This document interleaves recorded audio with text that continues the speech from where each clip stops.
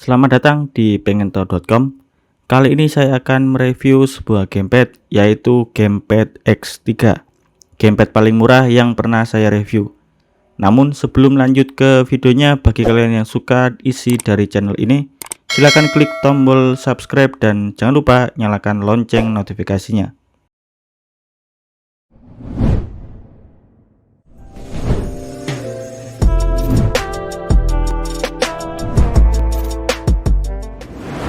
Seperti biasa, yang pertama kali saya bahas adalah bentuk fisik daripada gamepad X3.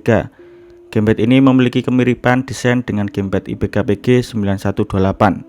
Karena itu, pada saat unboxing saya juga langsung mengcompare head to head kedua gamepad ini. Dan memang benar keduanya sama 90%. Untuk produk mana yang meniru atau menduplikasi, saya tidak tahu, tapi yang pasti produk IPK jauh lebih berkualitas daripada gamepad X3 ini. Secara IPK adalah brand khusus controller yang sudah sangat terkenal. Terlebih lagi harga gamepad X3 ini juga paling murah dari gamepad yang pernah saya review.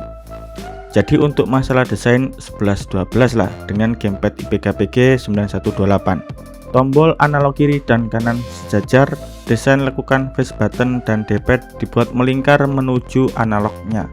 Tombol trigger yang memiliki batas, serta tombol home yang besar di bagian tengah.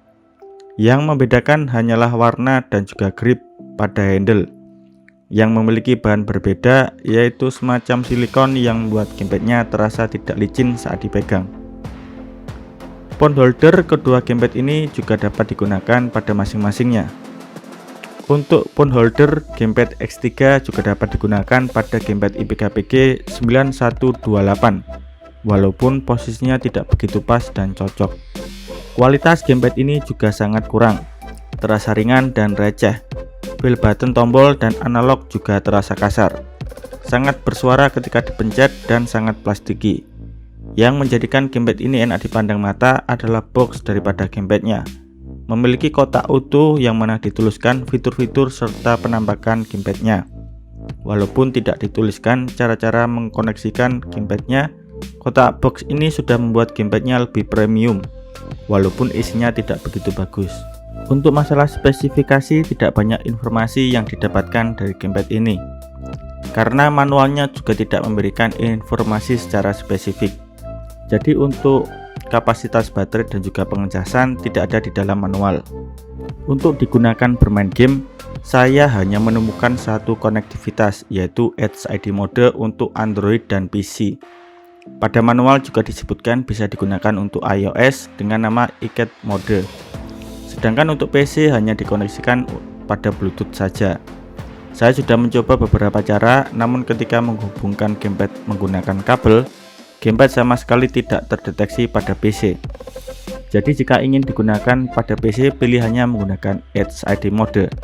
Tapi tenang, untuk masalah Edge ID mode pada gamepad X3 ini tidak terlalu delay, jadi masih terasa responsif. Walaupun pada box dijelaskan gamepad ini bisa digunakan untuk VR, penjelasan tersebut juga meragukan.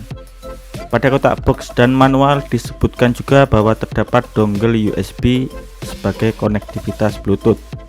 Namun ternyata itu hanyalah informasi kecocokan.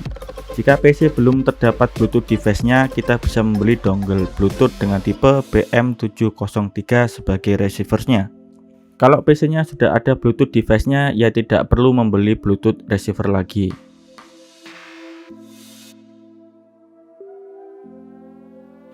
Kenyataannya gamepad ini tidak bisa memenuhi kebutuhan bermain game, walaupun hanya sekedar untuk having fun. Bukan karena harganya yang murah, tapi karena tanggungnya kualitas dan fitur gamepad ini sendiri. Jika memang membutuhkan gamepad murah, kalian bisa membeli gamepad IPK-PG 9128 yang harganya selisih 40.000 saja, dengan fitur yang saya rasa jauh lebih baik daripada gamepad X3 ini. Penilaian pertama untuk desain dan material gamepad ini saya berikan nilai 4,5/10. Rendahnya build quality dari gamepad ini membuat saya memberikan nilai tersebut. Rasa plastiki pada setiap bagian membuat saya bosan menggunakan gamepad ini. apalagi gamepad ini sangat terasa ringan. Phone holder yang tidak bisa menahan smartphone juga menjadi salah satu alasan. Jadi ketika ditekuk, gamepadnya jatuh ke depan, sehingga untuk bermain game sambil tiduran, phone holder tidak bisa menyangga dengan baik. Desain gamepad ini juga tidak terlalu inovatif karena hampir sama dengan gamepad IPK-PG 9128. Untuk fitur dan konektivitas, karena fitur dan konektivitas dari gamepad ini juga terbatas, saya memberikan nilai 4,5/10. Bagaimana tidak, gamepad ini hanya bisa digunakan pada smartphone dan itu pun hanya memiliki satu tipe koneksi, yaitu Edge ID. Jadi bagi kalian yang ingin mapping, pastinya menggunakan aplikasi Panda Gamepad Pro yang berbayar, tidak bisa menggunakan aplikasi V3 Shooting Plus. Adapun pada PC juga tidak bisa menggunakan koneksi wired yang mana terdeteksi sebagai Xbox Controller Mode. Untungnya Edge ID mode digunakan pada PC, gamepad ini tidak terlalu delay dan masih responsif. Untuk posisi button, tidak ada yang buruk dari posisi buttonnya. Semua tombol dapat ditekan jari jemari dengan mudah sesuai standar gamepad pada umumnya. Karena itu saya memberikan nilai 7/10. Untuk feel button, walaupun memiliki posisi button yang normal dan standar seperti gamepad pada umumnya, feel button gamepad ini terasa sangat kasar dan berbunyi keras. Apalagi analognya sangat kaku untuk digerakkan, maka dari itu saya memberikan nilai 4,5/10. Untuk kenyamanan menggenggam, gamepad ini memang sedikit enak karena adanya grip silikon yang berada pada masing-masing sisi. Namun karena materialnya itu sangat plastiki, jadi gamepad ini terasa sangat ringan dan membuat saya kurang nyaman untuk menggenggam. Jadi untuk nilai feel genggaman saya memberikan nilai 5/10. Memang satu koneksi tidak bisa digunakan sebagai acuan bagaimana sensitivitas gamepad ini.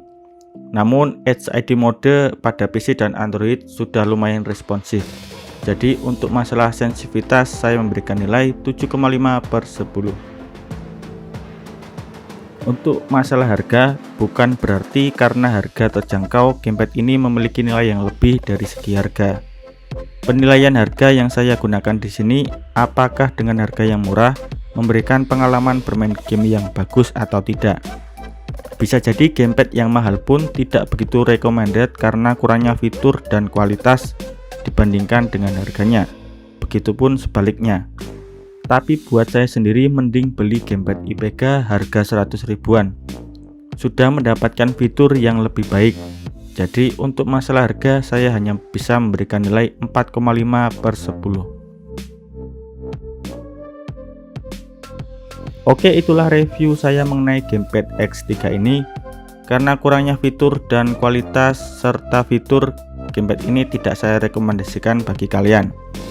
Kalaupun kalian cocok dengan harganya, kalian bisa menggunakan pada smartphone. Itu pun bagi saya kurang responsif. Di PC pun tidak bisa menggunakan wired mode yang mana bisa mendeteksi Xbox 360 controller mode. Jadi hanya Edge ID mode saja. Terima kasih sudah menonton video ini dari awal sampai akhir. Bagi kalian yang suka dengan isi dari channel ini, silahkan klik tombol subscribe dan jangan lupa nyalakan lonceng notifikasinya. Saya Alexa, sampai ketemu di video selanjutnya.